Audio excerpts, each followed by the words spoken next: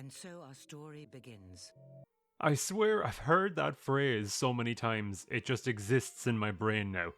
Hey everybody, Retrovival here with another episode, and for this week's episode, I spent a lot of time thinking of what game to cover. I've covered Nintendo exclusives like Zelda and Animal Crossing, and PlayStation's Game of the Year winning Astro Bot. But for this week, I decided it was high time I show love to an Xbox exclusive title.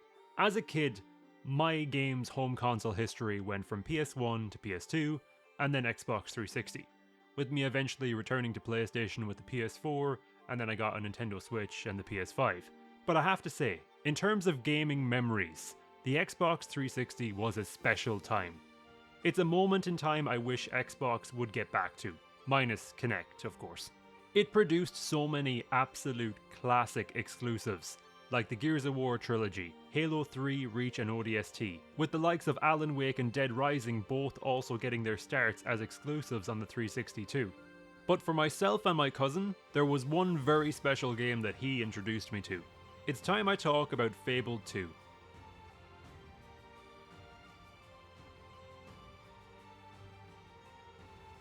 Fable 2 released on October 21st, 2008. And I was introduced to the series by my cousin a few months afterwards. We spent a summer hanging out at each other's houses, helping each other grind money, and buy as many houses and shops as we could, even after finishing the main story. Fable 2 reviewed incredibly well, and deservedly so. It's such a wonderful and charming adventure. The gameplay is simple, but it's still super fun.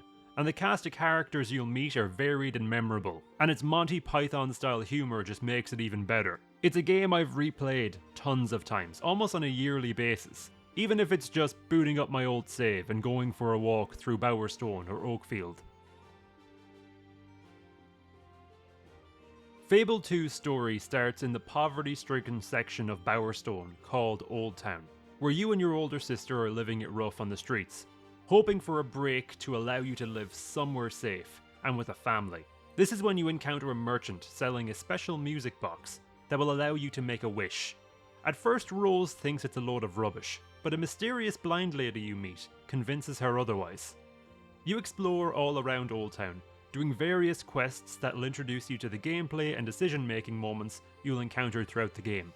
It's honestly a great tutorial because it shows you nearly everything you need to know in a pretty quick and engaging manner, all while forwarding on the story. Fable 2 also shows its darker side, with a character like Arthur approaching Rose and being an absolute degenerate. He also tries to convince you to damage a bunch of stuff in a warehouse that you were asked to kill a bunch of bugs in previously. Again, it's showing the morality choices that you can make throughout the game. And that's one of many morality choices you can make in the opening section. You'll eventually get enough money to buy the music box, and when you use it, nothing happens. Or so you think. You head back to your little shack, and you find that the dog you encountered earlier is staying there now. You head to sleep, and you're awoken by a guard asking for your presence at Castle Fairfax, at the request of Lord Lucian. Rose is overjoyed. Her wish worked. Herself and her younger sibling might finally have the chance to have a good life off the streets. But when you meet Lord Lucian, it's clear he's got another agenda.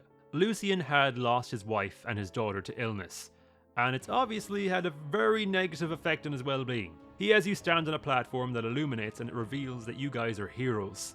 But this sends him into a panic. He's not happy about this news one bit, and he doesn't want to risk anything affecting his plans, whatever they may be. He takes out his pistol and brutally kills Rose in front of you. It's actually very dark. Before turning and doing the exact same to you, sending you through a window down onto the streets below, where a familiar dog and a hooded woman find you. From here you continue your story as a young adult, living with that blind woman, we now know as Teresa, at a camp by Bower Lake. Your adventure takes you all around Albion, to meet the other three heroes Lucian had mentioned earlier. Your goal is to recruit them and take the fight to Lucian, who has since assembled an army and has begun creating a giant spire in the distance. This spire is what he needs in order to carry out a ritual that he intends to do in order to rid the world of death, pain, chaos and more. Sounds great, but it's all at the expense of taking everyone's free will and basically becoming a god. You'll travel to Oakfield and meet the hero of strength, Hammer. She lives in a monastery with her father and other monks. She basically becomes one of your best friends throughout the game. I always found her a very likeable character, and much like you, she experiences some horrible stuff that sends her on her path to fight Lucian. You'll track down the hero of Will, Garth, who previously was working for Lord Lucian. He left when he discovered Lucian's true plan, and you actually will have already encountered him earlier on in the game when you're walking to meet Lord Lucian in Fairfax Castle. And finally, we have the hero of skill, Reaver. Reaver's a dick. There's no other way of describing. He's just a morally corrupt, selfish dick, but a funny one at that. Fable 2 is full of memorable characters, with plenty of side quests that range from incredibly funny or tongue-in-cheek to straight up horrifying or depressing. It's got a ton of variety. The main storyline is a great adventure to go on, with plenty of twists and turns along the way, and you'll spend the vast majority of that adventure accompanied by your dog, who'll help you out in fights when he can, or track down hidden treasure for you too.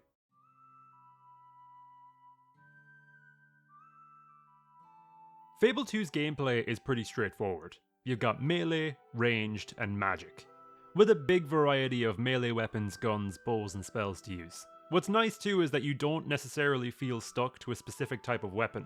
You actually use all three, and you can change up your weapons and spells to whatever you prefer. So if you want to have a sword, crossbow, and lightning magic, you can, or you can have a giant hammer, blunderbuss, and a tornado spell. It's entirely up to you. A lot of the combat is hack and slash, to be fair, but there are some enemies, like trolls, that you'll have to shoot glowing bug things on them in order to kill them. It's a super easy to get into game, and I always find it a lot of fun to go back to.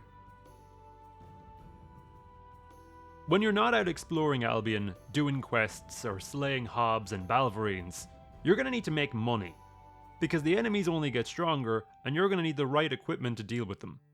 Thankfully, not only can you sell loot you don't want, you can straight up get a job. You can do stuff like bounty hunter jobs for local guards, where you track down criminals and take them out. Or you can do the more minigame focused jobs, where you can be a blacksmith, a woodcutter, or a bartender. All of these are different styled timing minigames. They're a super easy way to make money because there's no limit, and as you earn so much doing it, you unlock the next grade that lets you earn even more. So if you grind these things, you'll pretty quickly rack up a lot of cash early on, as long as you can time it right. The great thing with these is every time you do it, it multiplies. So while you might start off with 20 gold on your first sword, you'll eventually be making a couple of hundred or 1,000 depending on afterwards. Personally, I always loved doing the blacksmithing. It got bloody tough at times, but it was super satisfying when you were doing it right. In my last video, I spoke about how I was most excited for Playground Games' Fable reboot releasing next year. I'm being cautiously optimistic, but I genuinely hope they've nailed it. They're such a talented studio, and they're without a doubt capable of it. The trailers so far have looked beautiful. They've only shown the one character so far, and I'm still hoping we can pick who we want to play as at the beginning of the game. I just want to be myself in the world of Fable. I always love doing that in an RPG game. What would I like to be in this world? So hopefully they'll share more on that soon.